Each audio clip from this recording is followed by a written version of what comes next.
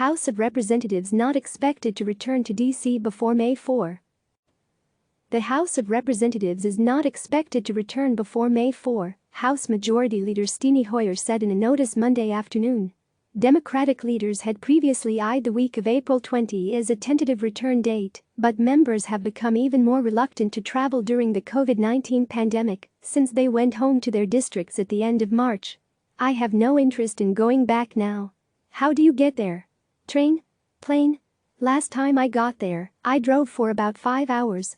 People across the country are not going to take a chance, House Appropriations Committee Chairwoman Nita Lowey, a Democrat from New York, said earlier Monday during an interview with C-SPAN. "Unless it's safe, I think we are better off doing our work, as we have been doing, passing bills by unanimous consent. And, hopefully, there is a bipartisan will to really focus on what we need and leave partisan politics aside." The scheduling change comes as congressional leaders remain far apart on a measure to ensure an emergency loan program for the nation's small businesses will have enough funding. The White House has requested an additional $251 billion for the Paycheck Protection Program, which was instituted as part of the historic $2.2 trillion CARES Act. Republicans in the Senate have pushed to pass a clean funding increase in accordance with the administration's request, while Democrats are calling for money to go to hospitals, state and local governments and food stamps. Democrats also want provisions to ensure small business owners in underserved communities have access to the loans. House Speaker Nancy Pelosi has said she hopes to pass any deal on the matter through the House by unanimous consent or voice vote, which are procedures commonly used to streamline the passage of uncontroversial measures. Passing legislation by unanimous consent or voice vote would allow most members to remain at home, but it is a fragile strategy. Any one member can object to the process.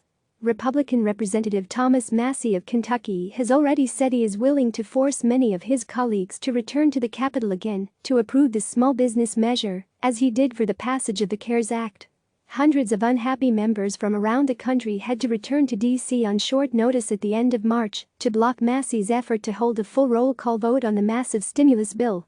Lawmakers may see a repeat of that scenario. Massie, in an interview with Fox Business last week, said a unanimous consent or voice vote request for the small business loans measure is not going to fly. He argued the House should institute a remote voting system so members can avoid travel and record their votes on legislation.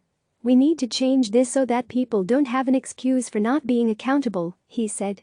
Pelosi has repeatedly shot down the idea of remote voting, pointing to technical concerns.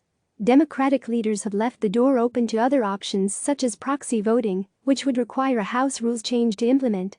Hoyer said in his notice Monday that if the House is required to take action on critical legislation related to the coronavirus response or other legislative priorities, members will be given sufficient notice to return to Washington, D.C.